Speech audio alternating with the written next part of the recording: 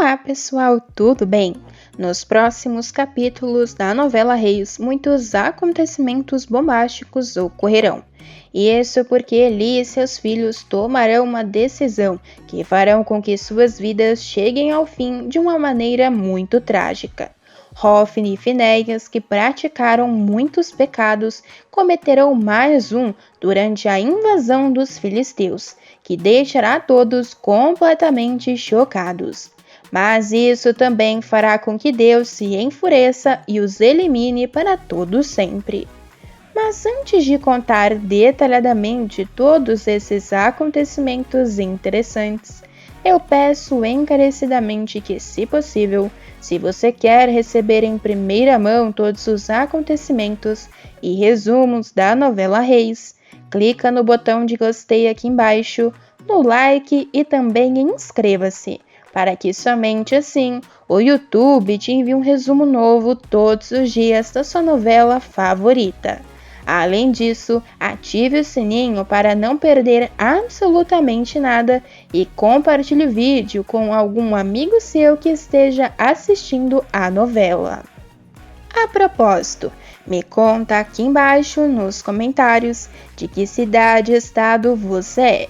E me diz também se gostariam que os filhos de Eli, assim como o juiz, fossem desmascarados por seus pecados.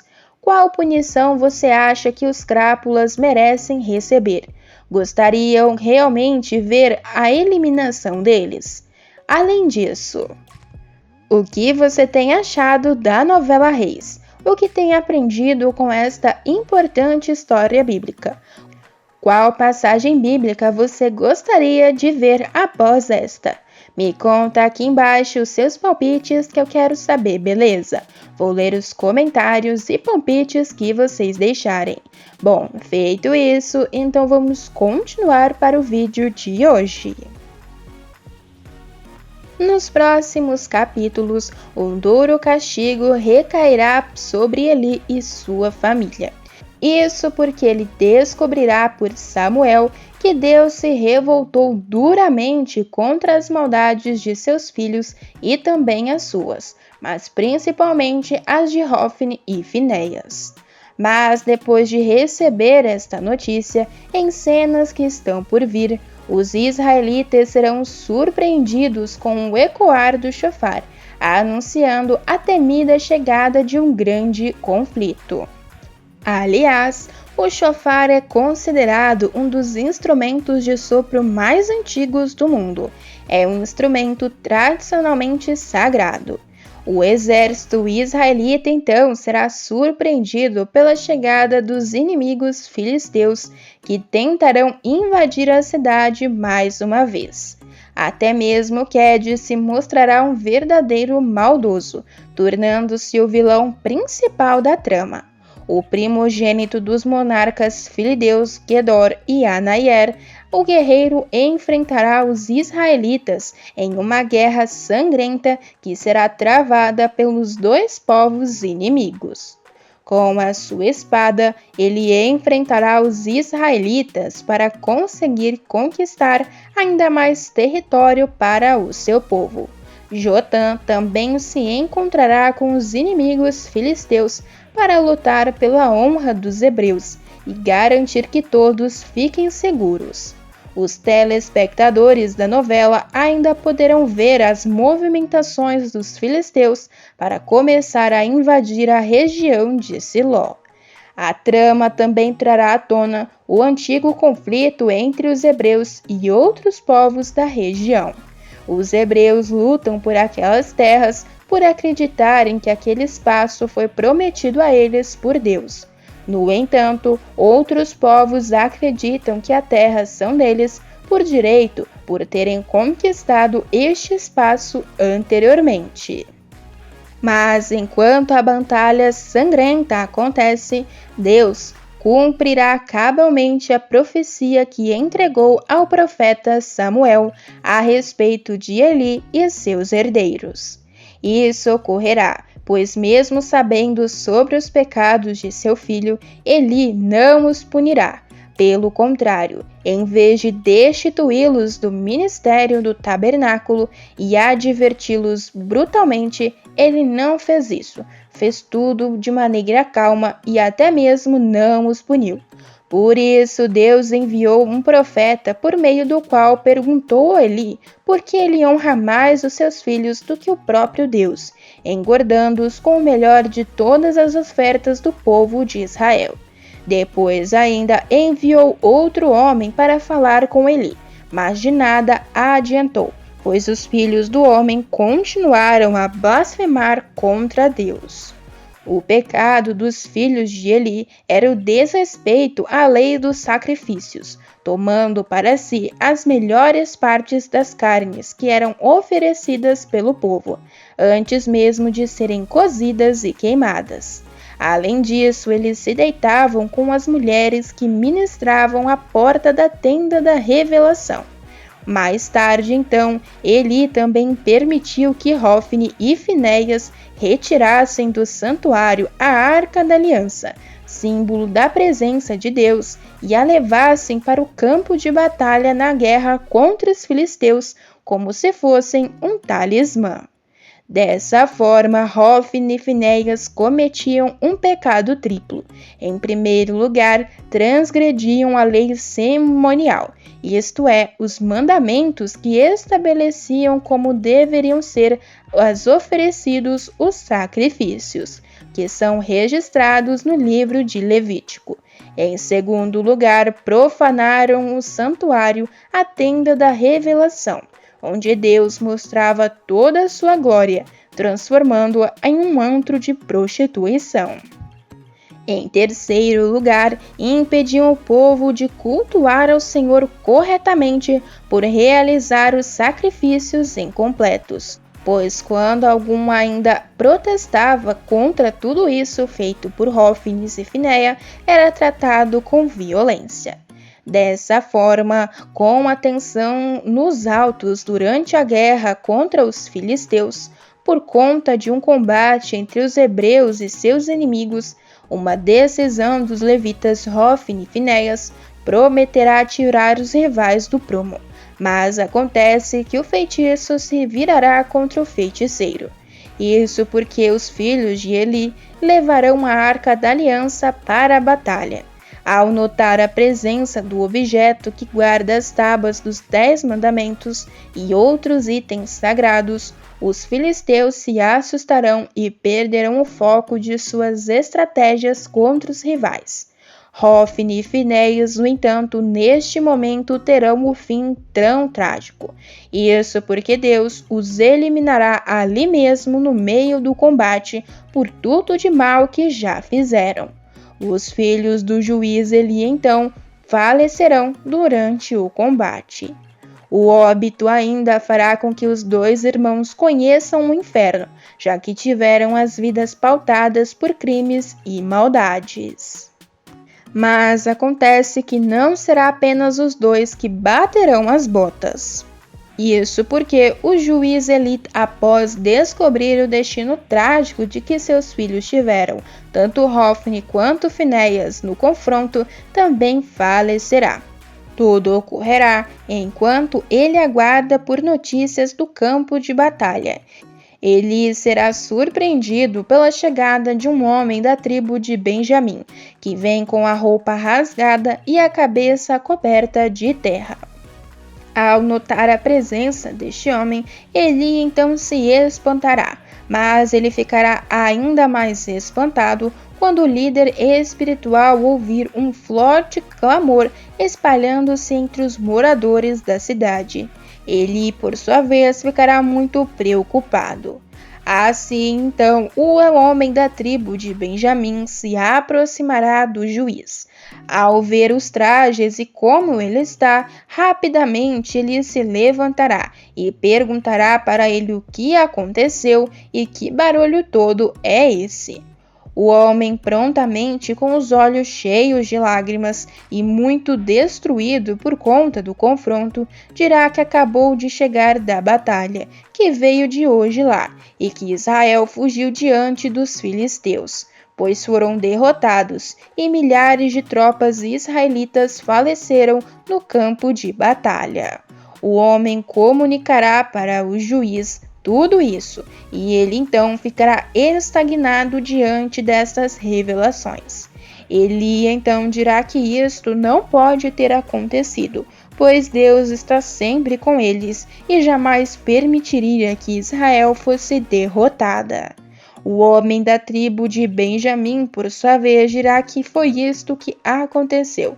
Afinal, Deus os abandonou ali para que morressem durante a batalha.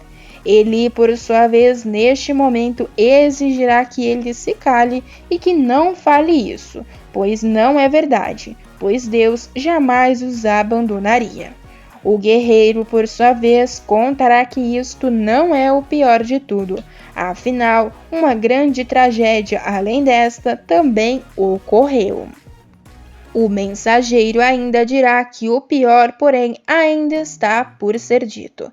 Ele contará para Eli que Hofni e Finéias também foram mortos durante o conflito e que a Arca da Aliança foi capturada.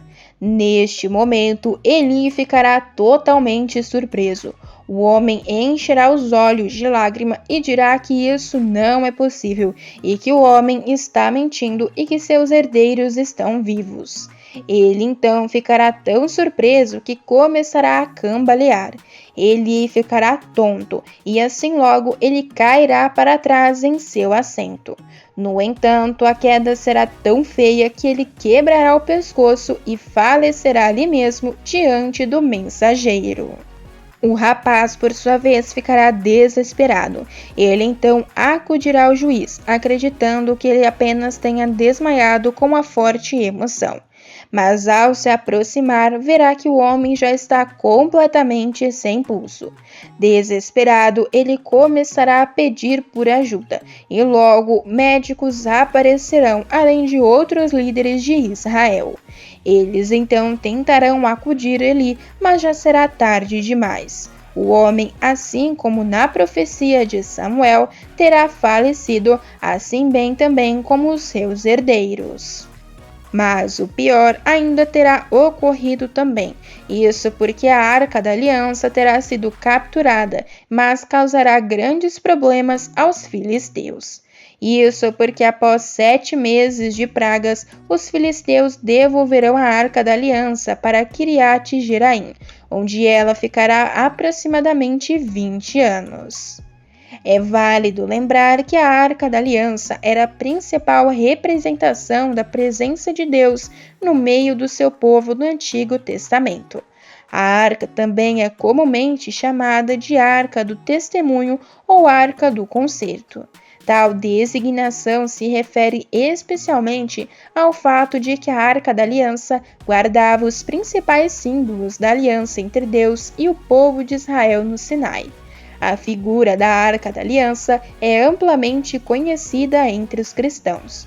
Porém, muitas pessoas possuem dúvidas sobre o que era a arca e o que realmente era a sua função. Mas, neste meio tempo, ainda ficarão descendentes e parentes de Eli, os quais, mais para frente, também serão eliminados por Saul. Nessa ocasião, o tabernáculo tinha sido transferido para Nob, e o sumo sacerdote era Aimeleque, bisneto de Eli. Por achar que este tinha ajudado a Davi fugir, Saul mandará o eliminar, e também a todos os demais sacerdotes, em número de 85.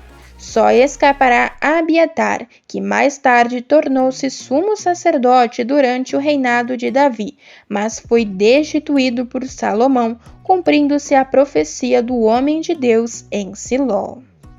Mas após o falecimento dos filhos de Eli, por causa de seus pecados, a tragédia também atingirá toda a nação de Israel, quando os israelitas forem derrotados pelos filisteus e estes tomarem a Arca da Aliança, símbolo da presença de Deus no meio de seu povo. Entretanto, a história de Eli se salvará pelo fato de ter acolhido no tabernáculo e ensinado corretamente a Samuel, que a seguir se tornará o grande personagem da história de Israel. A Bíblia diz que o Senhor se manifestava a Samuel desde quando ele era ainda muito jovem. Em certa ocasião de sua juventude, Samuel recebeu uma revelação divina acerca da destruição da casa de Eli. O texto bíblico informa que houve certa relutância de Samuel em comunicar a mensagem. Mas enquanto crescia, Samuel se tornava-se evidente que o Senhor era com ele. Assim, todo o povo entendeu que Samuel havia sido comissionado como profeta do Senhor. Conforme Deus havia falado com Samuel, tudo acontecerá para Eli, pois ele foi entregue à destruição, e o povo e a arca da aliança foram entregues aos filisteus. Mas após um intervalo de tempo, Samuel aparecerá na narrativa bíblica, conclamando o povo ao arrependimento e à rededicação da verdadeira adoração em Israel, abolindo a idolatria para sempre. Samuel será usado por Deus para conduzir Israel à vitória contra os filisteus em outro local. Depois, ele ainda erigirá um lembrete de tudo o que havia ocorrido com Israel, de como saíram de uma situação de derrota para uma grandiosa vitória por meio da submissão ao Senhor. Este marco memorial Samuel chamou de Ebenezer e disse que o Senhor os ajudou. Então Samuel construiu um altar em Ramá, onde estava sua casa, e julgou a toda Israel. Portanto, ele até estabelecerá um circuito pelas cidades próximas, a fim de exercer a sua liderança sobre o povo.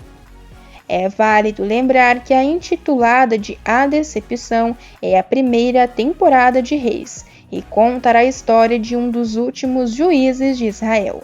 Ele controla e julga a vida dos hebreus na região, mas se esqueceu de ter os mesmos olhos atentos para os seus filhos Hofni e Finéias, os dois jovens que também trabalhavam no tabernáculo, mas não seguiam os preceitos do Criador.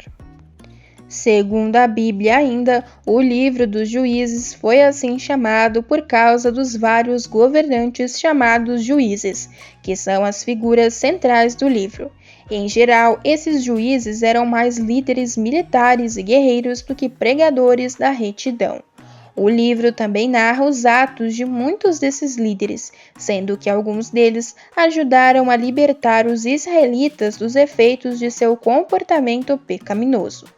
Antes de existirem reis sobre Israel, o povo era governado por líderes escolhidos por Deus, conhecidos como juízes.